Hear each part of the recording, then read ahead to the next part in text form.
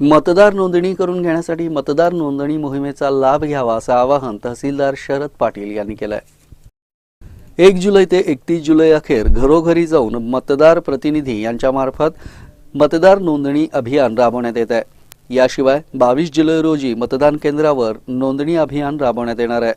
त्याचबरोबर सर्व महाविद्यालयामध्ये नूतन विद्यार्थ्यांचा फॉर्म नंबर 6 भरण्याची सोय केली आहे।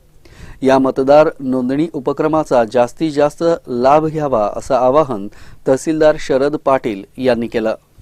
नमस्कार।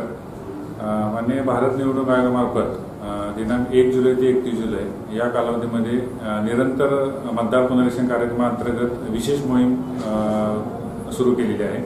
या विशेष मोहिमेमध्ये जे वंचित मतदार आहेत, ज्यांचे 18 वर्ष पूर्ण झालेले आहे, अशा सर्व मतदारांची नोंदणी करण्याचे उद्दिष्ट आहे।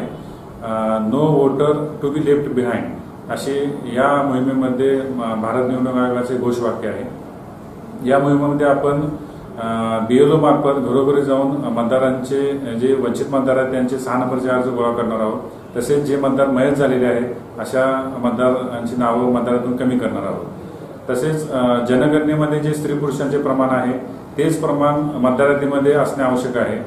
जनगणनेमध्ये असणाऱ्या स्त्रियांची संख्या आणि मतदार यादीमध्ये असणाऱ्या स्त्रियांची संख्या याचे जे प्रमाण आहे ते समान करण्यासाठी जास्तीत जास्त 18 वर्ष पूर्ण झालेल्या ज्या स्त्रिया आहेत त्यांची मतदार नोंदणी या मोहिमेमध्ये घेण्यात येणार आहे।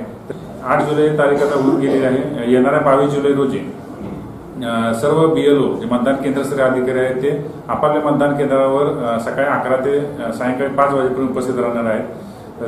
या मोहिमेमध्ये अधिकाधिक मतदारांनी आपली मतदार नोंदणी करावी असे आवाहन निवडणूक आयोगामार्फत तसेच तहसील कार्यालय मिरज यामार्फत सहाय्यक मतदार नोंदणी अधिकारी म्हणून करतात।